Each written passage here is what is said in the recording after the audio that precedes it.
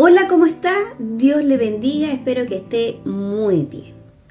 Estamos en el libro de Efesios, es un libro que el haber estudiado el libro de Romanos nos ayuda también a poder entender esta forma de escribir que tenía el apóstol Pablo. Por lo tanto, comenzar este libro, ya tenemos una formación en el libro de Romanos, una escuela ya con este maestro usado por el Espíritu Santo. Habíamos quedado en el verso 6 del capítulo 1 y hoy día vamos a avanzar del verso 7 al verso 10, donde aquí se exalta a Cristo, a Jesús, de la redención que Él nos dio. En el verso 7 dice lo siguiente: en Él. Fíjense que tanto el verso 4 como el verso 7 comienza así: en Él. Habíamos compartido ya que el apóstol Pablo en esta escritura nos va a hablar, cuando nos va a hablar de la manera en que, de entender que nosotros estamos en Él, que somos su cuerpo, somos parte de su cuerpo. Cuando Jesús dice: fuera de mí nada puedes hacer, porque fuera de Él es fuera de su cuerpo.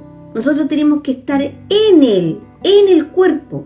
Para ser nosotros llamados iglesia, tenemos que estar en el cuerpo de Jesús. Entonces, verso 7, en Él, en Cristo, en Él, tenemos la redención por medio de su sangre. La redención, la palabra redención significa liberación o ser salvado a través de una acción. El apóstol empieza a glorificar al Hijo. Recuerden que aquí desde el verso 3 al verso 14 es una alabanza, es un tiempo de adoración, de exaltación al Señor. Y aquí empieza a exaltar esta redención que hemos recibido a través de Cristo. Por eso, en Él tenemos la redención por medio de su sangre. Entonces, esta liberación, esta salvación por medio de una acción, ¿cuál fue? El sacrificio de Cristo, y el pago de nuestra liberación es su sangre. Por eso dice: en Él tenemos la redención por medio de su sangre. En la carta de Primera de Pedro, capítulo 1, les voy a leer el verso 18 y verso 19. Dice el apóstol Pedro: como bien saben, ustedes fueron rescatados de la vida absurda que heredaron de sus antepasados. El precio de su rescate no se pagó con cosas perecederas, como el oro o la plata, sino con la preciosa sangre de Cristo, como de un cordero sin mancha y sin defecto. Y esta es la razón por la cual no podíamos tener otro Salvador que no fuera el Hijo de Dios. Él es el Cordero sin mancha, como lo presentó Juan Bautista a todos aquellos que se acercaban a Él para prepararse, para reconocer al Mesías, y le dice: he aquí el Cordero de Dios que quita el pecado del mundo. Y ese es el precio que pagó nuestro Salvador por nuestro rescate, por nuestra salvación, para que nosotros seamos libres de ser esclavos del pecado y libres del lazo de la muerte.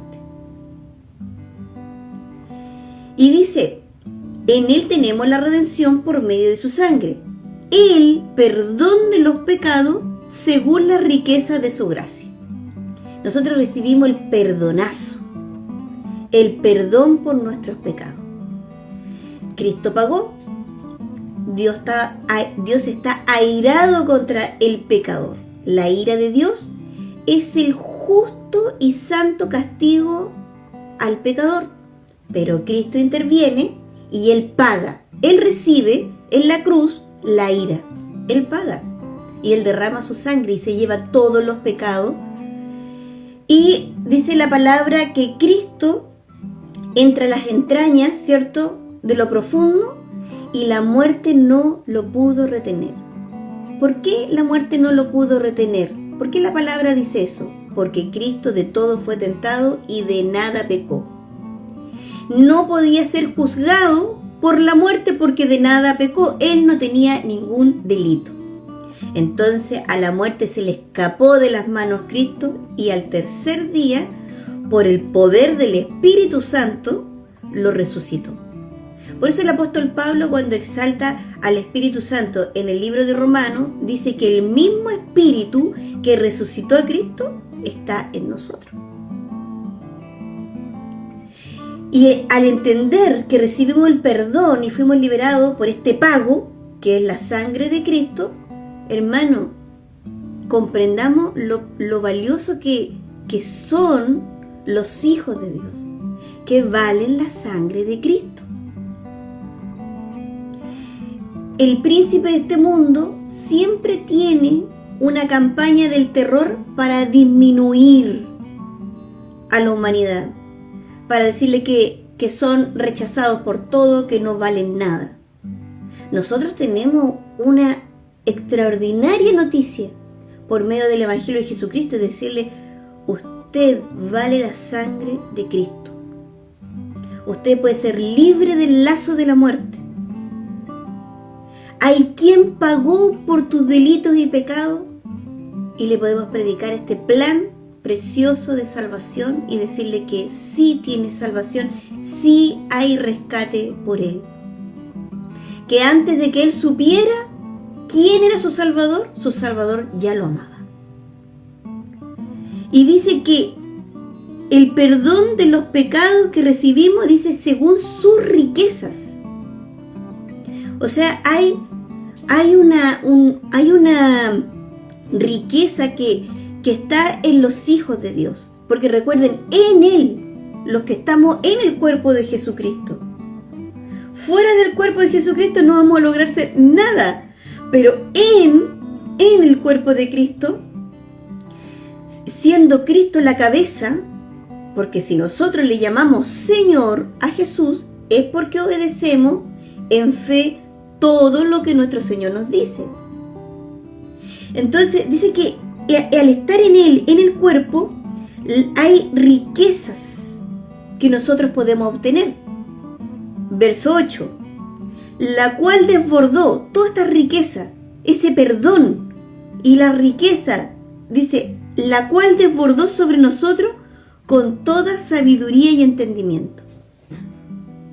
Lo que el resto de las personas no pueden comprender de este reino al cual nosotros pertenecemos, porque estamos en Él, porque somos parte de su cuerpo, nosotros sí las podemos entender.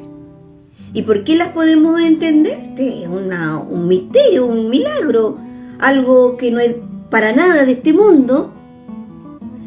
Las podemos entender porque en su riqueza no solamente nos perdonó de nuestros pecados, sino que en esta riqueza que sobreabunda nos da sabiduría y entendimiento. El año pasado mi hija Victoria le decía, me contaba que su profesora de lenguaje le decía que ella había intentado muchas veces leer la Biblia, pero que sencillamente no la entendía. Ella quedó impresionada. La misma profesora que le instruía a leer muchos libros y que calificaba por leerlos. Decía, ¿cómo ella no entiende la Biblia? Porque Victoria, antes de dormir, siempre lee una porción de la Biblia. Y ella quedó tan impactada que enmudeció. Y me lo dice, mamá, ¿por qué la profesora de lenguaje lee la Biblia, lo ha intentado y no la entiende? Y le digo, por esto mismo, porque ella aún, porque no lo sabemos, no está en Él. No es parte de su cuerpo. Porque los que somos parte de su cuerpo, podemos obtener estas riquezas. Como es la sabiduría y el entendimiento. Y esto solamente porque somos sus hijos y porque ya hemos sido liberados de la muerte con el pago único e incomparable, la sangre del Cordero de Dios, nuestro Salvador y Mesías. Miren, les voy a leer Lucas 24, el verso 44 y 45. Aquí está hablando Jesucristo a los discípulos una vez Él resucitado. Entonces Jesús les dice: cuando todavía estaba yo con ustedes, les decía que tenía que cumplirse todo lo que está escrito acerca de mí en la ley de Moisés, o sea, los primeros 5 libros de la Biblia, en los profetas, casi todo el contenido de la Biblia, los profetas, y en los salmos. Verso 45. Entonces les abrió el entendimiento. ¿Quién? Jesús. Entonces les abrió el entendimiento para que comprendieran las Escrituras. Cuando usted lea este verso en su Biblia se va a dar cuenta que cuando dice las Escrituras está con mayúscula. Entonces Jesús les abrió el entendimiento para que comprendieran las Escrituras. Esto es parte de la riqueza. Esto es parte de la riqueza que el Cristo nos dio, no solamente la salvación, sino también sabiduría y entendimiento, para que cuando leamos la Biblia, en cualquier parte de la Biblia, los primeros 5 libros, los profetas, los salmos, en cualquier parte de la Biblia, podamos ver el diseño, el plan redentor. Podamos ver Cristo a través de estas palabras. ¿Y por qué las vamos a comprender? Por esto mismo, por el regalo divino del Señor, por estar en Él, por ser parte de su iglesia. Verso 9. Y nos dio a conocer el misterio de su voluntad, según su beneplácito. O sea, ¿qué quiere decir beneplácito? Aprobación. Dice, y nos dio a conocer el misterio de su voluntad, según su beneplácito, según su aprobación, el cual se había propuesto en sí mismo. Es preciosa la voluntad de Dios. Habíamos leído los primeros versos que Dios nos escogió desde antes de la fundación del mundo. Que Él describe cuando le habla al profeta Jeremías, le dice, antes de que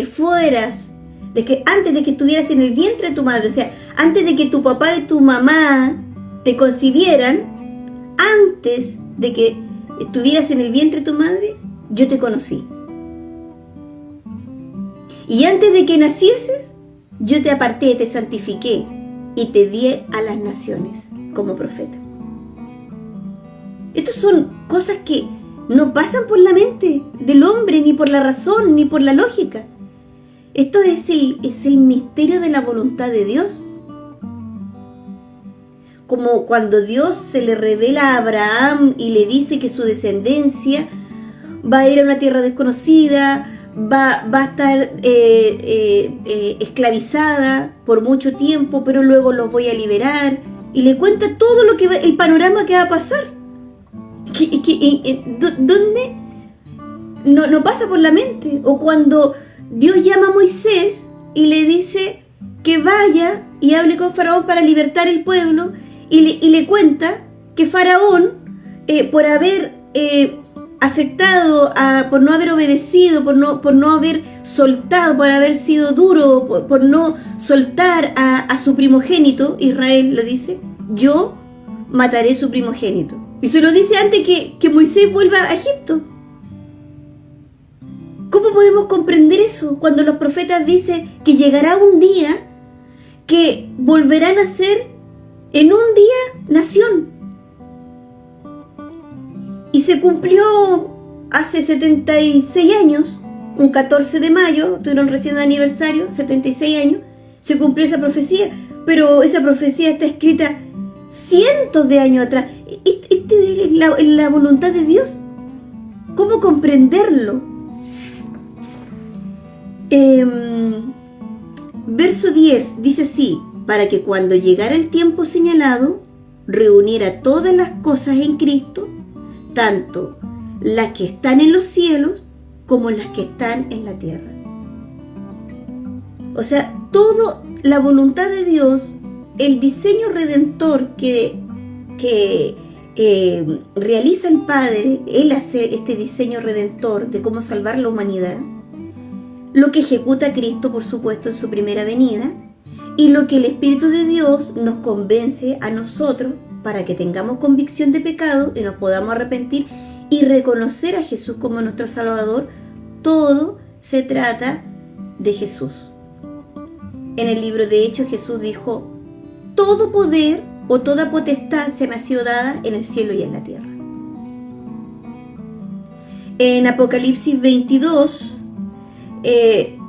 verso 13, Jesús dice: yo soy el Alfa y la Omega, el primero y el último, el principio y el fin. Todo converge en Cristo. Nosotros nacemos, nuestro día 1 de vida a la eternidad con Cristo, es con Cristo. Hasta que nos venga a buscar. O sea, todo converge en Él, para que cuando llegara el tiempo señalado, reuniera todas las cosas en Cristo, tanto las que están en los cielos como las que están en la tierra. Así lo dispuso Dios en su perfecta voluntad. En el libro de Juan, a ver si alcanzo a leerlo, en el libro de Juan, capítulo 6, el verso 37 al 40, Jesús dice: todo lo que el Padre me da, vendrá a mí. Esa es la voluntad del Padre. Todo lo que el Padre me da, vendrá a mí, dice Jesús. Y al que a mí viene, no lo echo fuera. Todos los que sean convencidos por el Espíritu Santo es lo que el Padre le da. Y lo que a mí me viene, dice Jesús, no lo echo fuera. Verso 38. Porque no he descendido del cielo para hacer mi voluntad, dice Jesús, sino la voluntad del Padre que me envió. Es voluntad de Dios el diseño redentor. Y Jesús, al ejecutar este diseño, se sujetó a la voluntad de su Padre. Verso 39. Y esta es la voluntad del que me envió, que de todo lo que Él me dio, yo no pierda nada, sino que lo resucite en el día final. Por eso comenzamos con Cristo, y cuando venga Cristo seremos resucitados. Verso 40. Y esta es la voluntad de mi Padre, que todo aquel que ve al Hijo y cree en Él, que lo hace a Él su Señor, tenga vida eterna, y yo lo resucitaré en el día final. ¡Qué precioso! Si Dios lo permite y si así lo quiere, nos vemos mañana. God bless you, shalom, Dios abençoe, y recuerde que Jesús viene por su iglesia. Maranata, hermano.